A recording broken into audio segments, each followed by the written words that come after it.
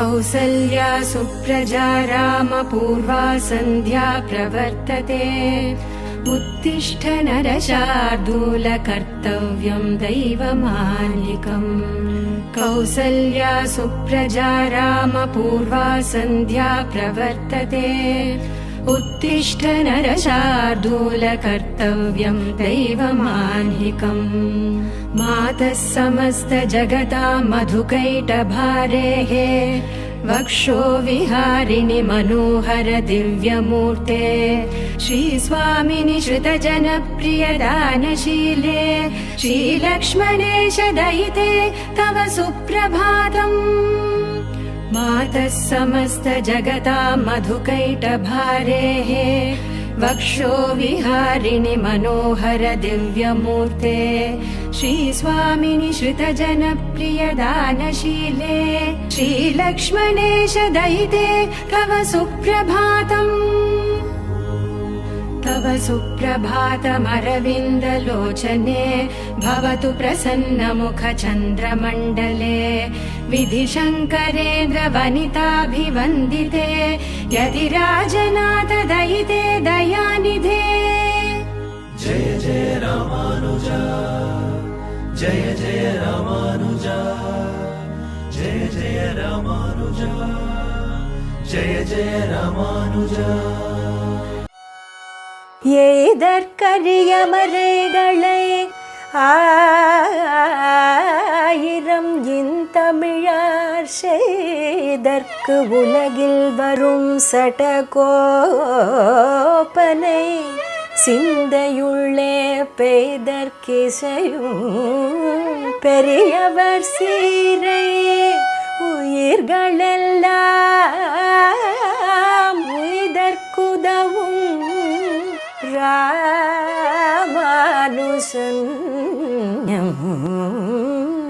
ஒரு துணையே.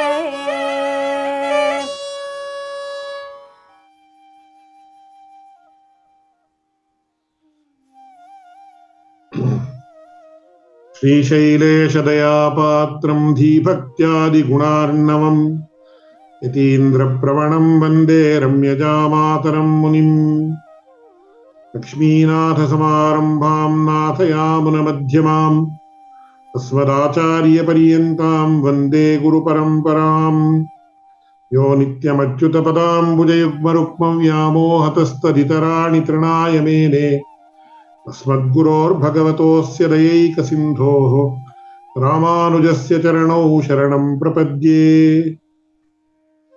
ऊमन्मादु பொருந்தியமார்பன் புகழ்மணிந்த பாமன்னு மாறன் அடிபணிந்துய்ந்தவன் பல்கலையோர் தாம் மன்னவந்தை ராமானுஷன் சரணாரவிந்தம் நாம் மன்னி வாழ நெஞ்சே சொல்லுவோம் அவன் நாமங்களே. இந்த வர்ச்சுவல் ஆடியன்ஸ் என்கிற ஒரு மாத்தியமத்தில் எழுந்தருளியிருக்கும் அனைத்து ஸ்ரீ வைஷ்ணவர்களுடைய திருவடி தாமரைகளிலும் விசேஷமாக இந்த உபன்யாச மாலையை ஏற்படுத்தி அடியோங்களைப் போல இருக்கக்கூடிய அக்ஞர்களுக்கும் ராமானுஜனோத்தந்தாதியினுடைய விஷயமாக இரண்டொரு விஷயங்களை தெரிந்து கொள்ளவும் அந்த விஷயமாக இரண்டொரு வார்த்தைகளை சொல்லவும் ஒரு வாய்ப்பை அளித்து அடியோங்களை எல்லாம் விசேஷமாக அனுகிரகித்துக் கொண்டிருக்கக்கூடிய சுவாமி எம்பெருமானாருடைய பிரதிநிதியாக இருக்கக்கூடிய நம் அனைத்து ஸ்ரீ வைஷ்ணவர்களுக்கும் கௌரவ பாத்திரபூதராக இருக்கக்கூடிய ஸ்ரீ ஸ்ரீ யதுகிரி யதிராஜ நாராயண ராமானுஜ ஜீயர் சுவாமிகளுடைய திருவடித்தாமரைகளிலும் சாஷ்டாங்க பிரணாமத்தை சமர்ப்பித்து ராமானுஜ நூத்தந்தாதியினுடைய 18வது பாசுரத்தினுடைய அர்த்தத்தை விசேஷார்த்தத்தை அடியேனுடைய மந்தமதிக்கு எட்டிய அளவில் விஞ்ஞாபிக்க விரும்புகிறேன். 18வது பாசுரம் இப்படி இருக்கிறது. எய்தற்கரிய மரகளை ஆயிரமின் தமிழால் செய்தற்கு உலகில் வரும் ஷடகோபனை சிந்தையுள்ளே பெய்தற்கிசையும் பெரியவர் சீரை உயிர்களெல்லாம் உய்தற்குதவும் இராமானுஜனும் ஒரு துணையே. இந்த பாசுரத்துல பிரதானமான விஷயம் என்னன்னு கேட்ட, ராமானுஜன் எம் ஒரு துணையே. பகவத் ராமானுஜர் தான் நமக்கு திருடமான ஆசிரியம். அதாவது சுவாமி எம்பெருமானாரை ஆசிரியத்தவர்கள் நாம் எல்லோரும். நமக்கு ஆசிரியத்தை கொடுக்கக்கூடியவர் சுவாமி எம்பெருமானார். அவரை தவிர வேற யாரும் கிடையாது. அதனாலதான் நாம எல்லாம் என்ன பண்றோம்னு கேட்ட, பகவத் ராமானுஜருடைய கிருபையை முன்னிட்டு தான் பகவானிடத்துல மோட்சத்தை அடைகிறோம். ஆச்சாரிய லாபம் பகவானாலே அப்படின்னு சொல்லி சொன்ன சுவாமி பிள்ளலோகாச்சாரியர் என்ன சொல்றாருன்னா, பகவல் லாபம் ஆச்சாரியனாலே. நாம ஸ்ரீ வைஷ்ணவர்கள் எல்லோரும் நம்ம ஆச்சாரியனிடத்துல சமாஷ்ரயணத்தை பெற்றாலும் அந்த ஆச்சாரியர்கள் எல்லோரும் என்ன பண்றார்கள்னு கேட்டா, பகவத் ராமானுஜருடைய பிரதிநிதியாக இருந்து நமக்கு சமாஷ்ரயணத்தை பண்றாரு, மந்திரோபதேசத்தை பண்றாரு. அதனாலதான் நம்ம எல்லாரும் என்ன சொல்றோம்னா, அடியேன் ராமானுஜதாசன். ஸ்ரீ வைஷ்ணவர்கள் எல்லாரும் சொல்லக்கூடிய வார்த்தை அடியேன் யாமுனாச்சாரிய தாசன் அப்படின்னோம். அவர்கள் எல்லாருக்கும் நாம் தாசர்களாக இருந்தாலும் கூட நாம என்ன சொல்றோம், ராமானுஜதாசன் அப்படின்னு சொல்றோம். ஏன்னா பகவத் ராமானுஜருடைய பெயரை வைத்துக் கொண்டுதான் நாம் மோட்சத்தை அடைகிறோம். அதை சுவாமி பராசர பட்டர் ஆச்சரியமா காட்டினார். தத்தே ரங்கி நிஜமபி பரம் தேசிகாதேச காஞ்சி. தேசிகன் அப்படின்னு ஆச்சாரியர் சிரேஷ்டர் யாரு? பகவத் ராமானுஜர் சுவாமி எம்பெருமானார். இந்த சுவாமி எம்பெருமானாருடைய ஆதேசத்துக்கு அனுகுணமாக ரங்கி அப்படின்னு சொல்லக்கூடிய ஸ்ரீ ரங்கநாதனான அந்த ஸ்ரீரங்காதிபனாக இருக்கக்கூடிய பெரிய பெருமாள் அவன் நமக்கு மோட்சத்தை கொடுக்கிறான் அப்படின்னு சொல்லி தத்தே ரங்கி நிஜமபி பதம் தேசிகாதேச காஞ்சி அப்படின்னு சாதித்தார். அப்பேற்பட்ட சுவாமி எம்பெருமானார் எம் ஒரு துணை, நமக்கு திருடமான ஆசிரியம். சுவாமி எம்பெருமானார் எப்பேற்பட்டவர்? என்ன சுவாமி எம்பெருமானாருடைய விசேஷம் அப்படின்னு கேட்ட, அந்த சுவாமி எம்பெருமானார் தான் அந்திமோபாய நிஷ்டை அதுவா சரமோபாய நிஷ்டைன்னு நம்ம ஸ்ரீ வைஷ்ணவ சம்பிரதாயத்துல சொல்லக்கூடிய விஷயத்திற்கு ஆதர்ஷப்பிராயராக இருந்தவர். திரமோபாய நிஷ்டையில இருந்தவர் சுவாமி மணவாள மாமுனின்னு சொல்ற எல்லா பூர்வாச்சாரியர்களும் திரமோபாய நிஷ்டையில தான் இருந்தாருன்னு நம்ம ஸ்ரீ வைஷ்ணவ சம்பிரதாயத்தினுடைய விசேஷம்.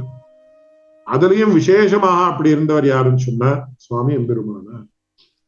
என்ன சரமோபாய நிஷ்டை அந்திமோபாய நிஷ்டை இது ரெண்டும் பரியாயம் அப்படின்னு என்னன்னு கேட்டு, அதற்கு நமக்கு ஒரு உதாரணம் எங்க கிடைக்கிறதுன்னு ஸ்ரீராமாயணத்திலே. என்ன ஸ்ரீராமாயணத்துல உதாரணம் அப்படின்னு கேட்ட, சாட்சாத் பகவான் ஸ்ரீமன் நாராயணன், அவனுடைய அவதாரம் சக்கரவர்த்தி திருமகனான ஸ்ரீராம். அவன் பகவான். அந்த பகவானுக்கு சேஷபூதனாக இருந்தவன் லக்ஷ்மணன்.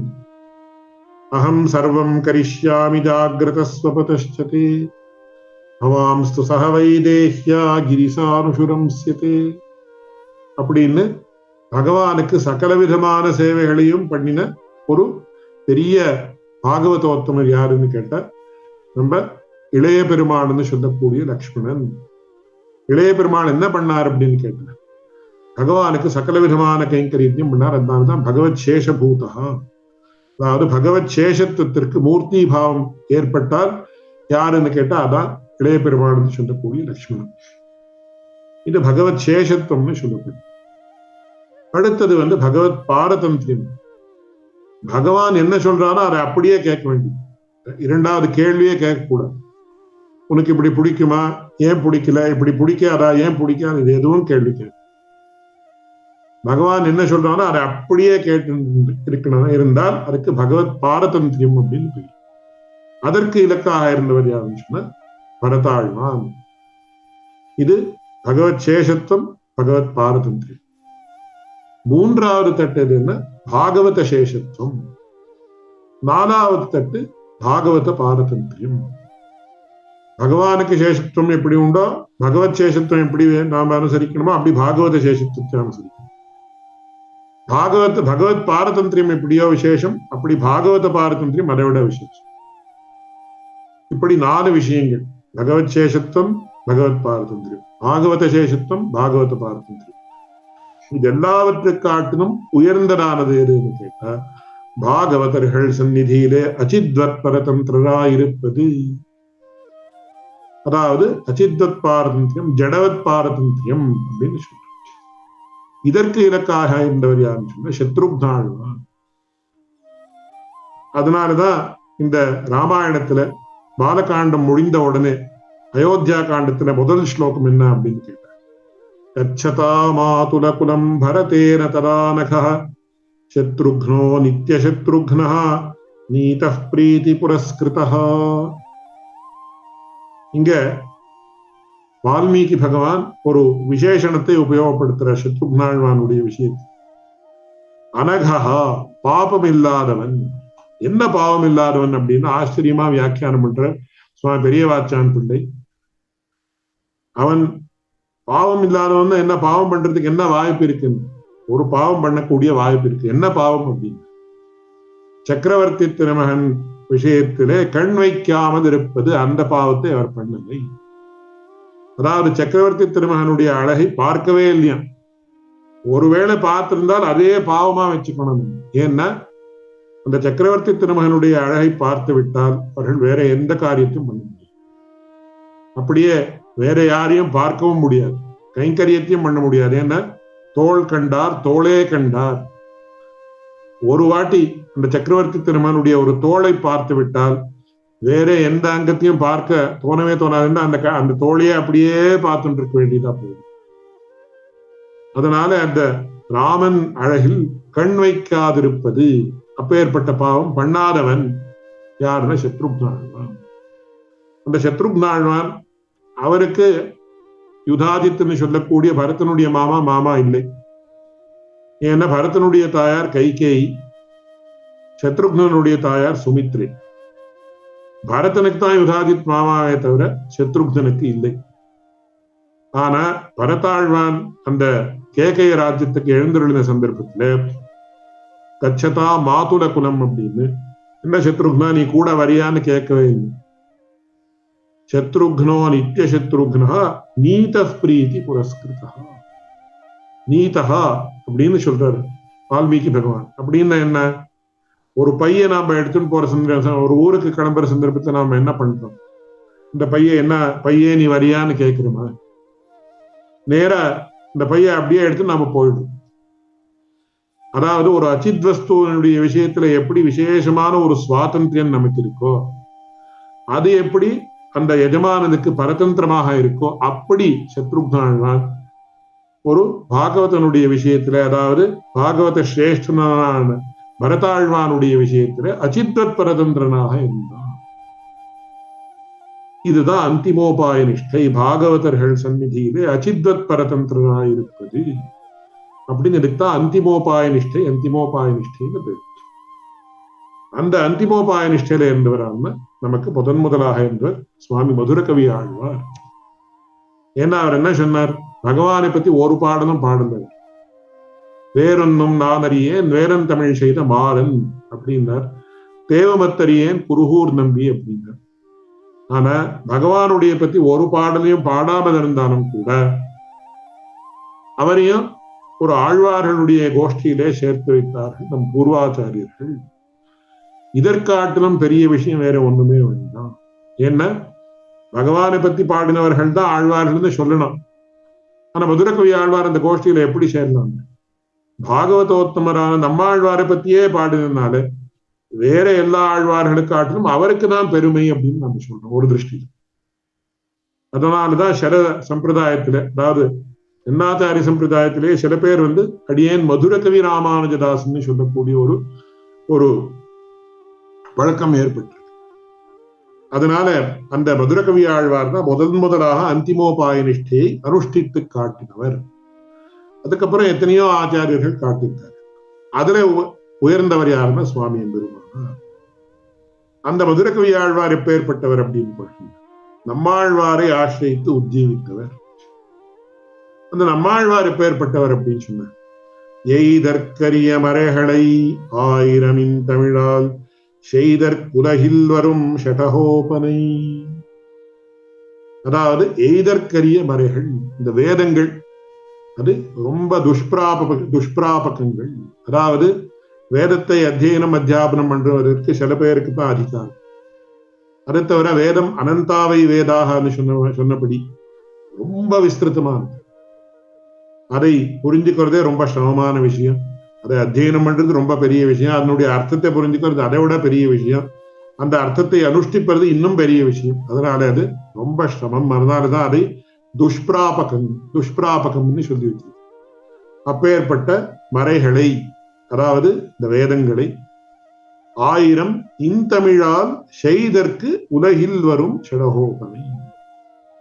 அதாவது 1000 பாட்டா, அதாவது திருவாய்மொழியா என்ன பண்ணினார் அப்படின்னு சொன்ன ரசமாகவும் ஸ்திரீபாலர்களுக்கு கற்கலான பாஷையாகு. அதாவது இந்த தமிழ் பாஷை அப்படின்றது எப்பேற்பட்டது? செந்தமிழ் ஆச்சரியமான ஒரு பாஷை, தேச பாஷை. தேச பாஷையானால் சாதாரணமானவர்களும் கூட அதை சுலபமாக கற்கலாம், சுலபமாக புரிஞ்சுக்கலாம். அப்பேற்பட்ட அந்த செந்தமிழால் இன்தமிழால் அப்பேற்பட்ட அற்புதமான ஒரு தமிழ் மொழியிலே என்ன பண்ணினார்? செய்தற்கு உலகில் வரும் ஷடகோபனை. அப்படி அந்த தமிழ் பாஷையிலே வேதார்த்தத்தை எல்லாம் சுலபமாக சொல்லி வைத்த, உலகக்கெல்லாம் உபகாரகரான சுவாமி நம்மாழ்வார். அவருக்கு ஷடகோபன் அப்படின்னு பேர். அதாவது ஷடகோபகா அப்படின்னு ஏன் பேர் வந்ததுன்னா ரொம்ப விஸ்தாரமா சொல்ல வேண்டிய விஷயம். பிரகிருதத்துல அவருக்கு சாதாரணமாக ஒரு குழந்தை பிறந்த உடனே என்ன ஆகுதுன்னா, ஒரு ஷடம் என்கிற ஒரு வாயு அந்த குழந்தையை ஆவரிச்சுண்டு அதற்கு சம்சார பந்தத்தை ஏற்படுத்துது. ஆனா சுவாமி நம்மாழ்வார் என்ன பண்ணினார்? பிறந்த உடனே இந்த ஷடம் என்கிற வாயு அவரை அட்டாக் பண்ணின சந்தர்ப்பத்துல, அதாவது ஆவரிக்க ஒரு முயற்சியை செய்த சந்தர்ப்பத்துல குங்காரத்தாலே அந்த ஷடம் என்கிற வாயுவை ஓட்டி விட்டார். நாளை ஷடரிபுகு ஷடாராதிகி ஷடகோபகா அப்படின்னு. பிரகிருதத்துல எங்க வியாக்கியானத்தை சுவாமி பெரியவாச்சான் பிள்ளை என்ன காட்டுறார் அப்படின்னா, பாஹ்ய குதிருஷ்டிகளாகிற ஷட்டர்களுக்கு பிரதிபட்டையாயிருக்காலே ஷடகோபர் என்னும் இவருக்கு திருநாமம். அவர்களுடைய அந்த ஷடம் என்கிற வாயுனுடைய விஷயத்துல மட்டும் கோபத்தை காட்டல, இன்னும் பாஹ்ய குதிருஷ்டிகள் அப்படின்னு சொல்லி இதர மதங்கள், அதாவது ஆஸ்திக மதங்கள், நியாய தரிசனம், வைசேஷிக தரிசனம், இவர்கள் தான் குதிருஷ்டிகள்னு சொல்லப்படுறார். பௌத்த ஜெயினாதிகள் தான் பாஹ்யர்கள்னு சொல்லப்படுறார். அப்பேற்பட்ட அவர்களுடைய விஷயத்திலே எல்லாம் கோபத்தை, அவர்கள் தான் ஷட்டர்கள், அவர்களுடைய விஷயத்திலே கோபத்தை காட்டி இருக்கக்கூடிய, அப்படியே தம் சிந்தை உள்ளே பெய்தற்கிசையும், தம் திருவுள்ளத்திலே வைக்கைக்கு தகுதியாயிருந்துள்ள பெரியவர். அப்பேற்பட்ட அந்த நம்மாழ்வாரை தம்முடைய திருவுள்ளத்திலே அனவரத்தம் தியானித்திருக்கக்கூடியவர் யாருன்னு சொன்னால் அப்பேற்பட்ட பெரியவர் ஸ்ரீ மதுரகவி ஆழ்வார். இங்க என்ன ஆச்சரியமான விஷயம்னா, வேதத்தினுடைய பெருமை என்னன்னு அது சொல்லப்படுது. அந்த வேதத்தை தமிழாக்கின சுவாமி நம்மாழ்வாருடைய பெருமை சொல்லப்படுது. அப்பேற்பட்ட நம்மாழ்வாரை தம்முடைய திரு உள்ளத்திலே தியானித்தவர் யாருன்னா மதுரகவி ஆழ்வார். அவரையே ஆசைக்கு உஜ்ஜீவித்தவர். அப்பேற்பட்ட மதுரகவி ஆழ்வாரை தம்முடைய ஹிருதயத்திலே தியானித்து உஜ்ஜீவித்தவர் யாருன்னு சொன்னா சுவாமி எம்பெருமானார்.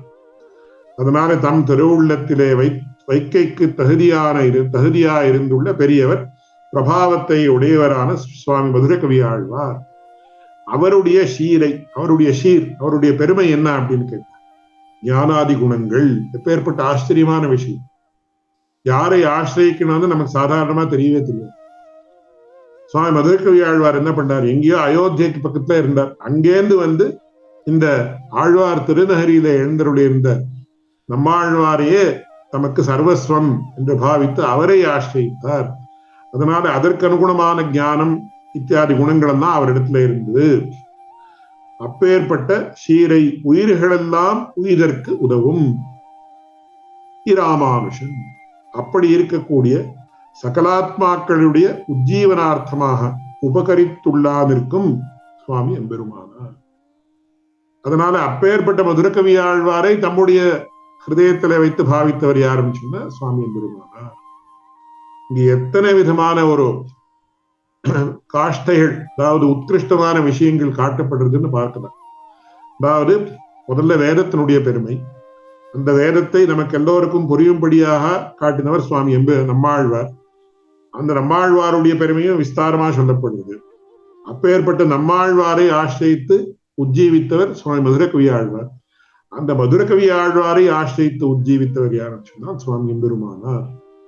இதுல எத்தனை பகவத் சேஷத்துவம், பகவத் பாரதந்திரியம், பாகவத சேஷத்துவம், பாகவத பாரதந்திரியம், அப்படியே பாகவதர்கள் சந்நிதியில அச்சித்வத் பரதந்திரராய் இருப்பது அப்படின்னு சொல்லக்கூடிய அந்த சரம பருவ நிஷ்டை, அதற்கு இலக்காக இருக்கக்கூடியவர் மதுரகவி ஆழ்வார். அவரையே ஹிருதயத்தில தியானத்திற்கும் சுவாமி எம்பெருமானார். அவரும் இந்த அந்திமோபாய நிஷ்டைக்கு இலக்கானவர். அப்பேற்பட்ட சுவாமி எம்பெருமானார் நமக்கு உறுதுணை, நமக்கு திருடமான ஆசிரியம்.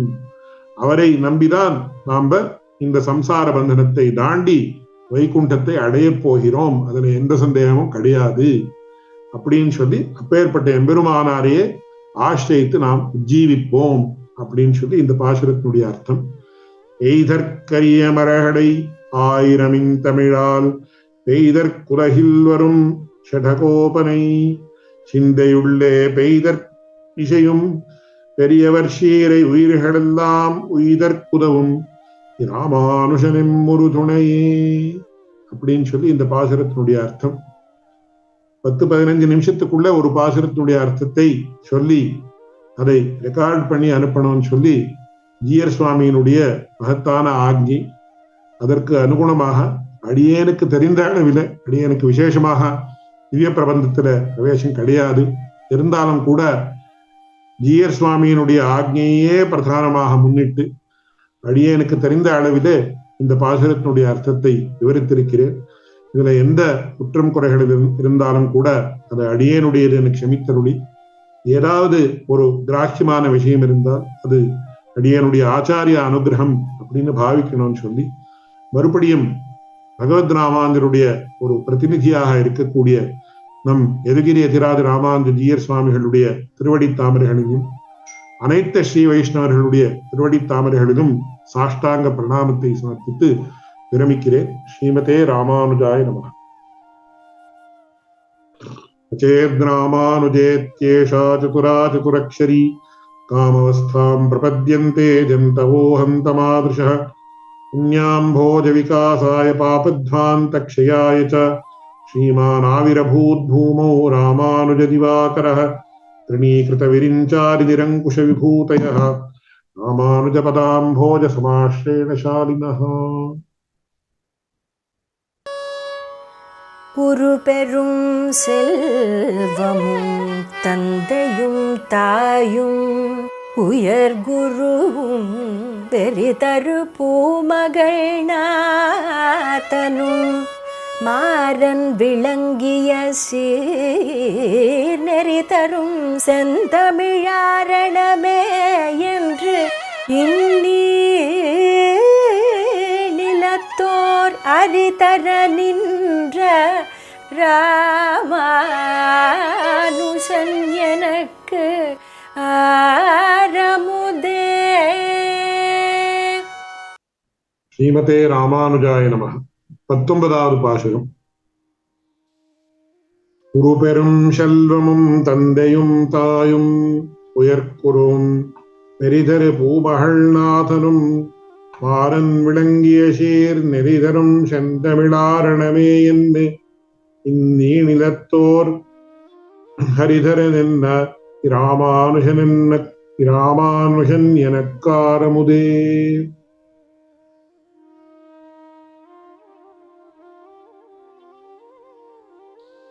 ரொம்ப ஆச்சரியமான பாசுரம். இதுவரையில் ஒவ்வொரு ஆழ்வாருடைய விசேஷமான விஷயத்தையும் சாதித்து அப்பேற்பட்ட ஆழ்வாரை தம்முடைய மனசில வைத்துக் கொண்டு அவர்களுடைய விஷயத்திலே உயர்ந்ததான பக்தியை கொண்டிருக்கும் சுவாமி எம்பெருமானார் அப்படின்னு சொல்லி இதற்கு முன்னாடி வந்த பாசுரங்களிலே அருளி செய்தார் சுவாமி திருவரங்கத்தமுதனார். இந்த பாசுரத்துல விசேஷம் என்னன்னு கேட்டார், சுவாமி எம்பெருமானாருடைய இன்னொரு ஆச்சரியமான ஒரு குணாதிசயத்தை சாதிக்கிறார். இப்போ நமக்கு சர்வஸ்வம் எது அப்படின்னு கேட்டார், ஒரு பத்னியினுடைய விஷயத்திலே விசேஷமான பிரீத்தியை கொண்டிருக்கும் பர்த்தா என்ன சொல்றான்னா, நீதான் எனக்கு சர்வஸ்வம் அப்படின்னு சொல்ற. பகவானுடைய விஷயத்திலே விசேஷமான பக்தியை கொண்ட பக்தன் என்ன சொல்றான்னா, பகவான் தான் எனக்கு சர்வஸ்வம் அப்படின்னு சொல்ற. சர்வஸ்வம் அப்படின்னு என்ன அப்படின்னு கேட்ட, நமக்கு பிரீத்தி பாத்திரமான விஷயங்கள் நிறைய இருக்கு உலகத்தில். ஒருத்தனுக்கு பிரீத்தி பாத்திரமானவர்கள் யார்? தன்னுடைய தாயார், தாப்பனார், பத்னி, புத்திரன், இல்லை அவள் ஸ்திரீயாக இருந்தால் பதி, புத்திரர்கள், பெண்கள், அக்கா, தங்கை, இல்ல பணம், ஏதோ ஒரு பொசிஷன், ஒரு ஸ்தானம், மானம், ஏற்பட்ட விஷயங்கள்.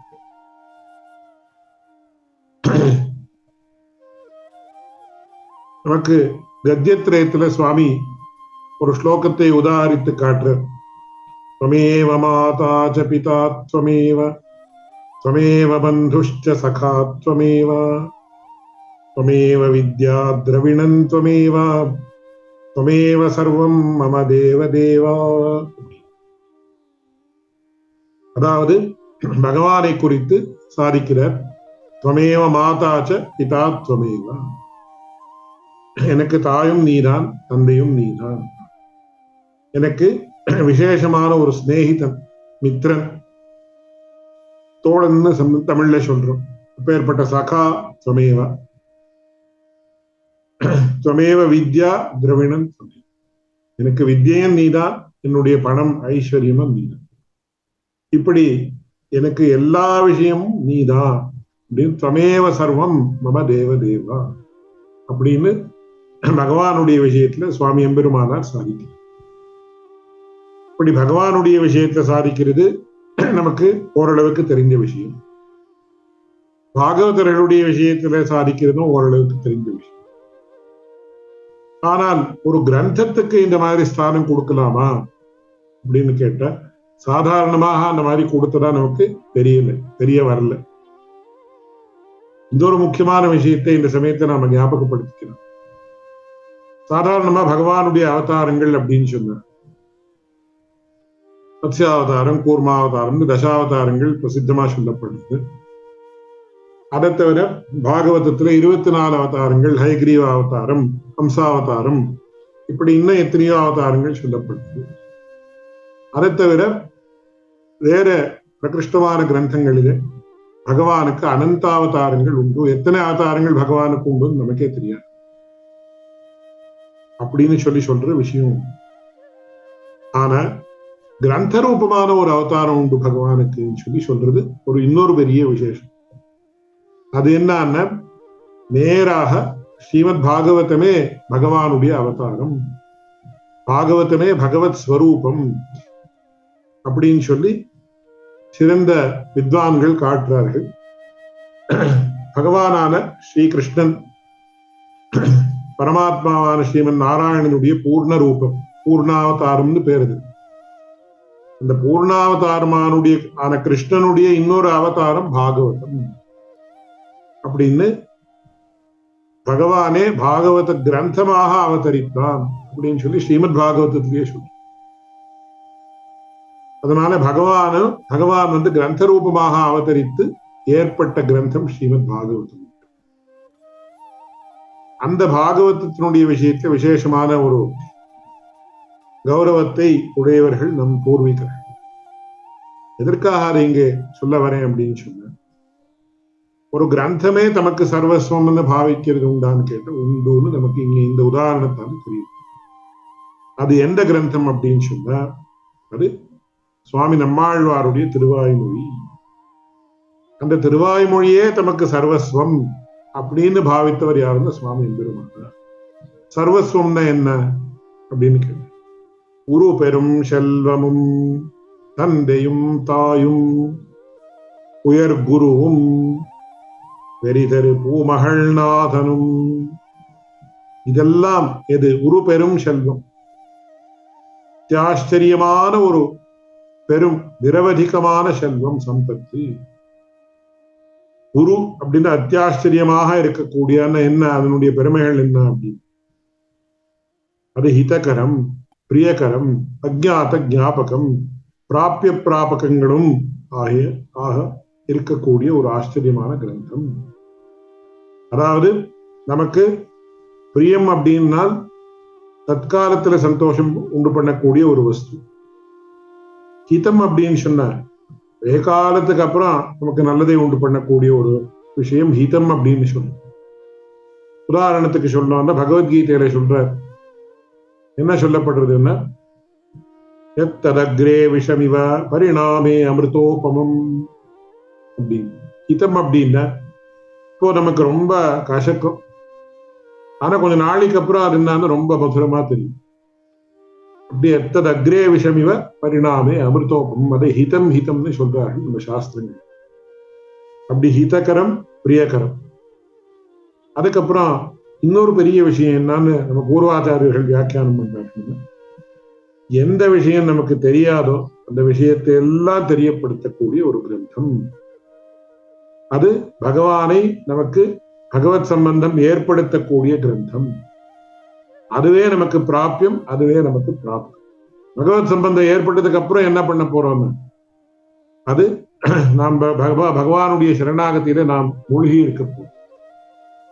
அதனாலதான் திருவாய்மொழிக்கு இன்னொரு பேர் என்னன்னா தீர்க்க சரணாகதியான திருவாய்மொழி அப்படின்னு சொல்லி. இதற்காட்டிலும் பெரிதான தீர்க்கமான ஒரு சரணாகதி கிரந்தமே கிடையாது அப்படின்னு ஈடு முதலான கிரந்தங்கள்ல ஆச்சரியமா சொல்லுங்க. அதனால அப்பேற்பட்ட அற்புதமான பெரிய ஒரு கிரந்தம் எதுன்னா திருவாய்மொழி. ஏன்னா அத்தியாச்சரியகரமான ஒரு ஹிதத்தை உண்டு பண்ணக்கூடியது, பிரியத்தை உண்டு பண்ணக்கூடியது, அஜ்ஞாதத்தை ஞாபனம் பண்ணக்கூடியது, பிராபியமாகவும் இருக்கு பிராபகமாகவும் இருக்கு.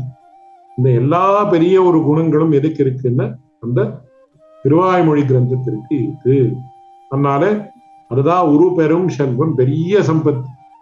எல்லாவற்றுக்காட்டிலும் பெரிய சம்பத்து என்ன, திருவாய்மொழி கிரந்தம். பகவான்னு சொல்லல இந்த இடத்துல, பகவத் விஷய பிரதிபாதகமாக இருக்கக்கூடிய திருவாய்மொழி கிரந்தம். அதுதான் பெரிய செல்வம், பெரிய ஐஸ்வர்யம். அதை தவிர தந்தையும் தாய், தந்தையினுடைய இடத்திலேயும் இருக்கக்கூடியது திருவாய்மொழி கிரந்தம், தாயினுடைய இடத்துல இருக்கக்கூடியதும் இந்த திருவாய்மொழி கிரந்தம் தான். அது மட்டுமா, மாதா மாத்திரு தேவோ பவா பித்ரு தேவோ பவா, அதுக்கப்புறம் மூணாவது ஆச்சாரிய தேவோ பவா. ஏன்னா இப்பதான் அடியன் விஞ்ஞாபித்தேன், அந்த ஆச்சாரியன் என்கிற ஒரு தத்துவத்தினுடைய விஷயம் நம்ம ஸ்ரீ வைஷ்ணவ சம்பிரதாயத்துல எத்தனை விஸ்தாரமாக சொல்லப்பட்டிருக்கோ அந்த மாதிரி வேற எந்த ஒரு சம்பிரதாயத்திலேயோ சித்தாந்தத்திலேயோ சொல்லப்படல. எந்த அளவுக்கு நம்ம சம்பிரதாயத்துல ஆச்சாரியனுடைய பெருமை சொல்லப்படுறதுன்னா, ஆச்சாரியாபிமானந்தான் பிரபத்தி போலே உபாயாந்தரங்களுக்கு அங்கமுமாய் சுதந்திரமுமாயிருக்கும். பக்தியில் அசக்தனுக்கு பிரபத்தி, பிரபத்தியில் அசக்தனுக்கு இது என்ன ஆச்சாரியாபிமானம்னு அர்த்தம். இது பிரதமம் ஸ்வரூபத்தை பல்லவிதமாக்கும், பின்பு புஷ்பிதமாக்கும், அனந்தரம் பலபரியந்தமாக்கும் அப்படின்னு ஆச்சரியமான விஷயம். அடியனுடைய திருத்தகப்பனார் சாதிச்சுண்டிருந்ததாக அடியனுடைய தகப்பனார் சாதிப்பு ஸ்ரீவச்சன பூஷணத்துல என்ன பிரதானமான பிரதிபாத்தியமான விஷயம் அப்படின்னு கேட்ட, முதல் வார்த்தையும் கடைசி வார்த்தையும் சேர்த்துட்டா போதும் அப்படின்னு சொல்லுவாங்க. நான் வேதார்த்தம் அறுதி இடுவது அப்படின்னு ஸ்மிருதி இதிகாச புராணங்களாலே ஆரம்பிச்சு, அதுல முதல் வார்த்தை வேதார்த்தம், கடைசி சூத்திரத்தினுடைய முதல் வார்த்தை ஆச்சாரியாபிமானம். அதனால சமஸ்த வேதங்களுக்கும் தாத்பரியம் எதுலன்னு கேட்டா ஆச்சாரியாபிமானத்து. ஆச்சாரியாபிமானம் இருந்துட்டா பக்தியும் வேண்டியதில்லை, பிரபத்தியும் வேண்டியது, எதுவுமே வேண்டியது. ஆனா ஆச்சாரியாபிமானம் இல்லைன்னு சொன்ன பக்தி பிரபத்தி எதுவுமே அதனுடைய காரியத்தை அது பண்ணாது. அதுக்குதான் ஆச்சாரியாபிமானம் தான் பிரபத்தி போலே உபாயாந்தரங்களுக்கு அங்கமுமாயிருக்கும், சுதந்திரமாயிருக்கும். அப்படின்னு அந்த ஆச்சாரியாபிமானத்தினுடைய ஒரு விசேஷமான பெருமை அது சொல்றது. அந்த ஆச்சாரியாபிமானம் எங்கேருந்து உண்டாருன்னா ஆச்சாரியனிடத்திலிருந்து உண்டு. ஆச்சாரியன் சிஷ்யனை இவன் நம்மை சேர்ந்தவன் அப்படின்னு அபிமானிக்கணும் அர்த்தம் ஆச்சாரியாபிமானம். அப்போ யாருக்கு பிராதானியம்னா ஆச்சாரியனுக்கு பிராதானியம். அதுதான் உயர் குருவும். அந்த ஆச்சாரியனுடைய ஸ்தானத்துல இருக்கக்கூடியதுன்னு திருவாய்மொழி கிரந்தம். அதனால ஒரு பெரும் செல்வம், பெரிய ஒரு சம்பத்து, ஐஸ்வர்யம், அதுவும் திருவாய்மொழி கிரந்தம். தந்தையும் தாயும், தந்தை தகப்பனாருடைய ஸ்தானத்துல இருக்கக்கூடியதும் திருவாய்மொழி கிரந்தம், தாயாருடைய ஸ்தானத்துல இருக்கக்கூடியதும் திருவாய்மொழி கிரந்தம். இப்படி ஆச்சாரியாபிமானமே உத்தாரகம்னு சொன்ன அந்த ஆச்சாரியாபிமானத்துல பிரதானமாக இருக்கக்கூடியது ஆச்சாரிய தத்துவம். அந்த உயர் குருவும் அதனாலதான் உயர்ன்னு ஒரு ஆச்சரியமான ஒரு விசேஷணத்தை சேர்த்து சாதித்திருக்கிற சுவாமி திருவரங்க தமுதனார். அப்படி நமக்கு மோட்சத்தை உடுப்பிக்க கூடிய சாமர்த்தியத்தை உடைய குரு ஆச்சாரியன். அது யாருன்னா அதுவும் திருவாய்மொழி. இது இவ்வளவு மட்டுமா? அவ்வளவு மட்டும் இல்லை. வெறுதரு பூமகள் நாதனும். வெறுதரு அதாவது ஆச்சரியமான சுகந்தத்தை உடைய புஷ்பத்தை பிறப்பிடமாக உடைய பெரிய பிராட்டியாருடைய வல்லபரான சர்வேஸ்வரன்.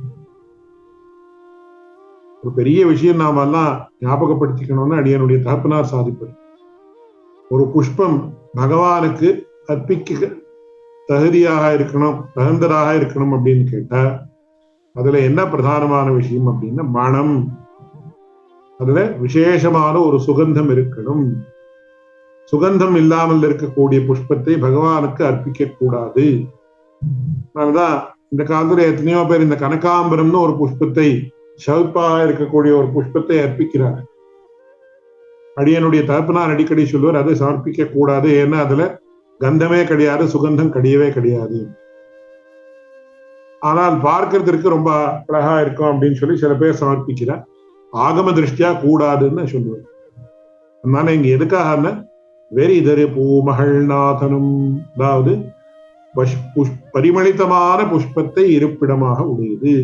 பரிமளித்தமாக இல்லாமல் இருக்கக்கூடிய புஷ்பம் நமக்கு உபாதேயம் இல்லை.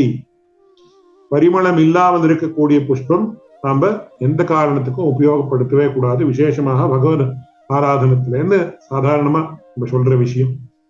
பிரகிருதத்துல இந்த பரிமளித்தமான புஷ்பத்தை பிறப்பிடமாக உடையவள் யாருன்னு பெரிய பிராட்டி, என்ன கமலோத்பவா அப்படின்னு பேர்.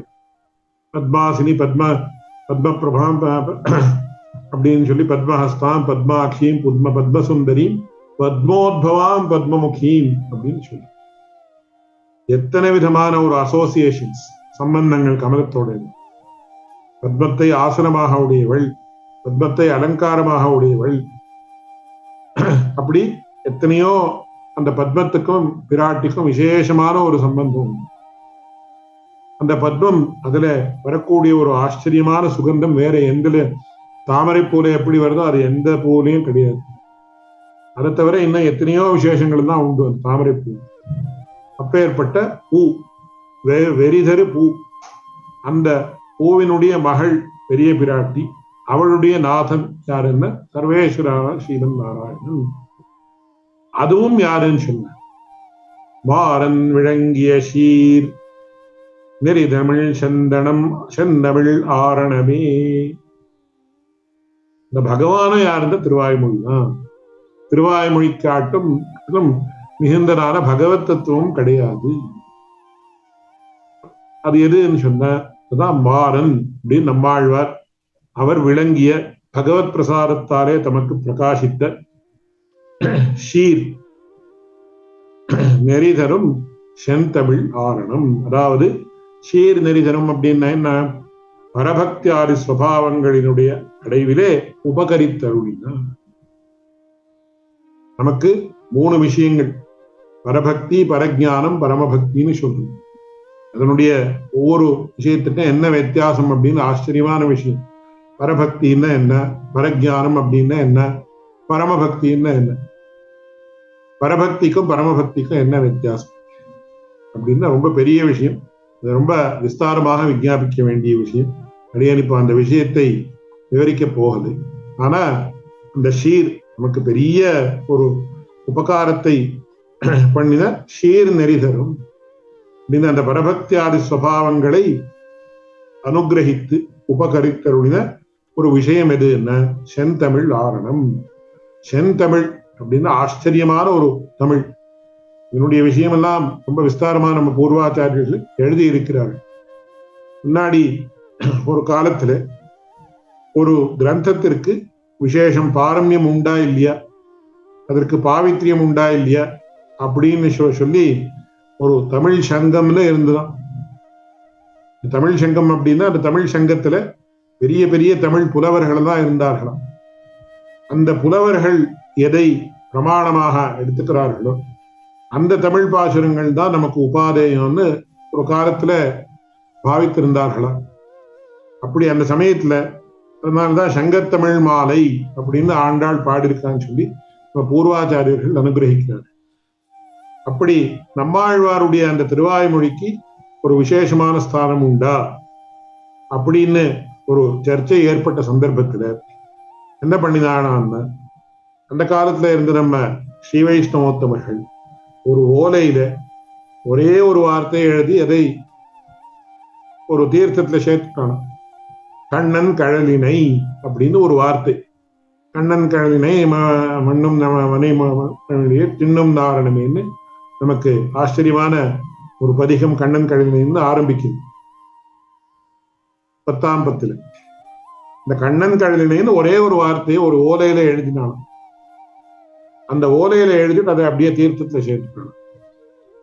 அந்த ஓலையானது ரொம்ப லைட்டா இருக்கும். ஆனா சில சமயம் அதுல ஒரு தப்பான வார்த்தையை எழுதினா, அந்த காலத்துல நிஷ்டையாக இருந்த காலம் ஒரு காலம், அந்த ஓலை அப்படியே முழுகி எடுத்துன்னா அந்த ஒரு சாகித்யம் நமக்கு உபாதேயம் இல்லைன்னு எடுத்துப்பாங்க. ஆனா இந்த கண்ணன் கழலினைன்னு ஒரே வார்த்தையை எழுதி அந்த ஓலையை தீர்த்தத்துல சேர்த்த போது அதை அப்படியே முழுகி போவே இல்லையா, அப்படியே உரைக்கின்ற. அதை பார்த்து அந்த காலத்துல இருந்த சங்கத்தமிழ் புலவர்கள் தான் என்ன சொன்னாங்கன்னா, இது ரொம்ப உபாதேயமான ஒரு பிரபந்தம் அப்படின்னு சொல்லி திருவாய்மொழியை பத்தி அந்நிய மதஸ்தர்கள் கூட விசேஷமான கௌரவத்தை கொண்டிருந்தார்கள் அப்படின்னு நமக்கு சரித்திரத்துல தெரியுது. அதனால செந்தமிழ் ஆரணம் அப்படின்னு சொல்லி இந்த திராவிட வேதமான திருவாய்மொழி இது எல்லாமே, அதாவது பெரிய ஐஸ்வர்யம் நமக்கு எதுன்னா அதுவும் திருவாய்மொழி தான். குரு பெரும் செல்வம், தந்தை தாய் உயர் குரு, அப்படியே வேறு தெரு பூமகள் தான். இதெல்லாம் எதுன்னு கேட்டா நம்ம திருவாய்மொழி தான். நம்மாழ்வாரோடு செய்யற நம்ம திருவாய்மொழி அப்படின்னு சொல்லி இந்த திருவாய்மொழி என்கிற கிரந்தத்துக்கே இப்பேற்பட்ட ஒரு ஸ்தானத்தை கொடுத்தவர் யார் அப்படின்னா சுவாமி எம்பெருமானார். அவர் என்ன பண்ணார் அப்படின்னு கேட்ட செந்தமிழ் ஆரணமே என்று இந்நீநிலத்தோர் அரிதரு நின்றார். தாம் மட்டும் அந்த மாதிரி பாவிக்கல, இந்நீநிலத்தோர் இந்த பூமியில இருக்கக்கூடியவர்கள் எல்லோரும் அறியும்படி பண்ணினார் அந்த சுவாமி எம்பெருமானார்.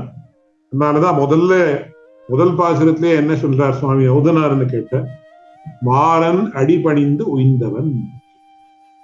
மாறன்னு சொல்லி நம்மாழ்வாருடைய திருவடியை ஆசிரித்து உஜ்ஜீவித்தவர் சுவாமி எம்பெருமானார் அப்படின்னு ரொம்ப ஆச்சரியமா கொண்டாடு. ஏன்னா நம்மாழ்வார் இல்லாமல் இருந்தால் நமக்கு இந்த ஸ்ரீ வைஷ்ணவ தர்மமே இருந்திருக்காது.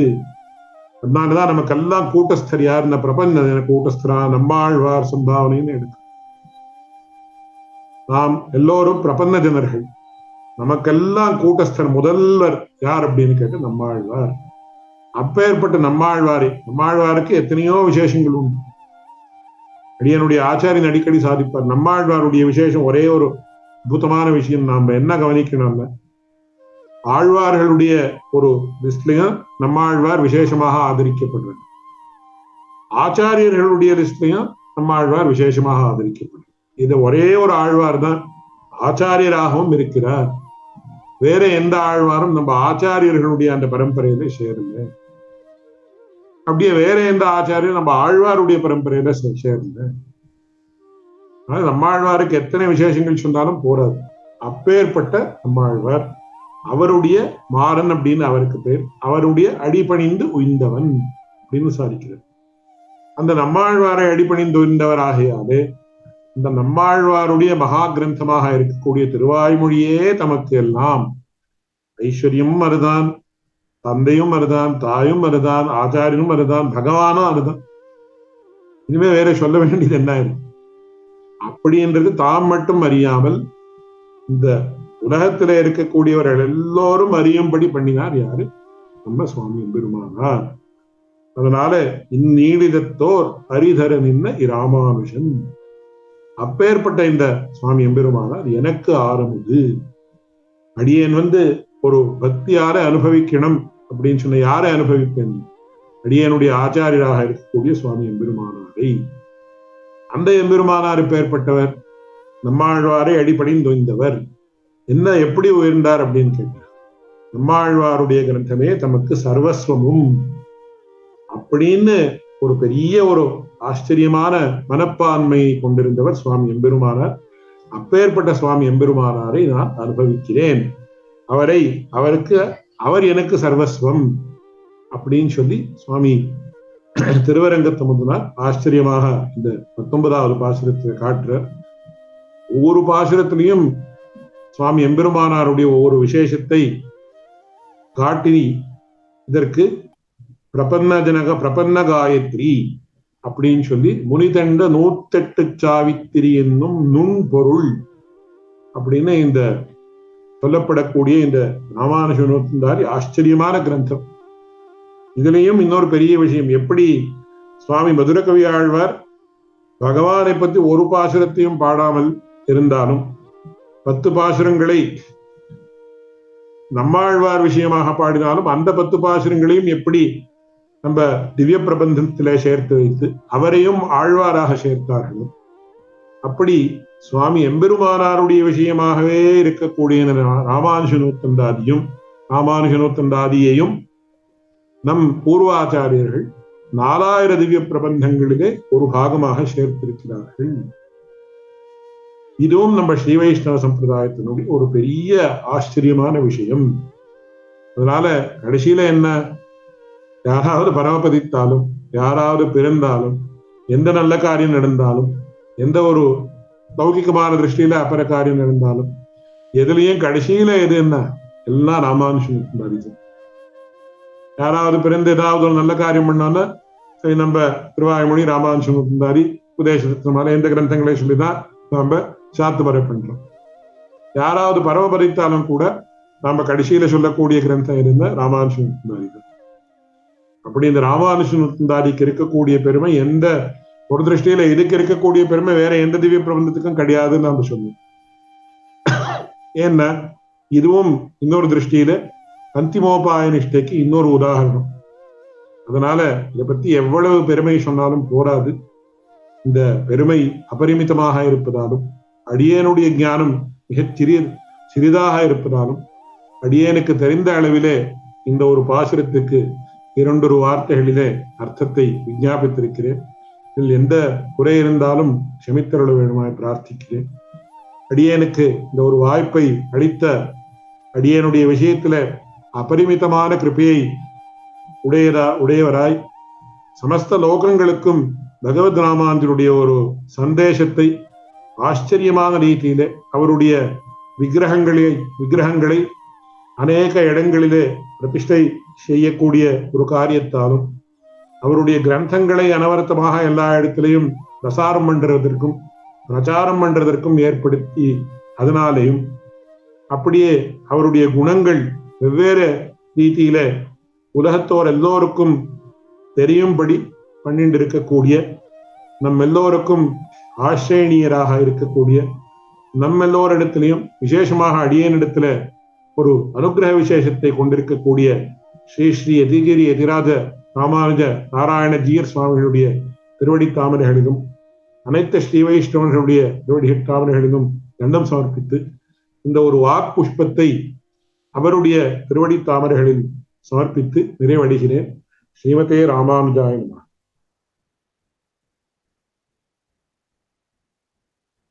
गद्यत्रयं निगमशेखरदीपसारौ वेदार्थसङ्ग्रहम् अपि प्रथितं च नित्यम् गीतार्थभाष्यमपि देशिकपुङ्गवानां दातुं प्रसीदयति शेखर सुप्रभातम् पादाम्बुजं यतिपते शरणं विहर्तुं सङ्गत्य संसरणवारिधिलङ्घनोत्काः आयान्ति हस्तकमलाभिधृतोपचाराः तान् पाहि ते करुणया तव सुप्रभातम् स्नातुं कवेरतनया सलिलेषु शिष्यैः आचार्यपूरुषवरैर्यतिभिर्विशुद्धैः श्रीवैष्णवैश्च सह सेव्य महानुभावैः रामानुजार्य भगवन्तव सुप्रभातम् रामानुजार्य रमणीय गुणाभिराम रागादिदूरग गुरो गुरु सार्वभौम सत्त्वप्रधान शरणागत वत्सलत्व त्वत्पादाब्जयोरिह परत्र च किङ्करस्याम् जय जय रामानुजा जय जय रामानुजा जय जय रामानुजा जय जय रामानुजा।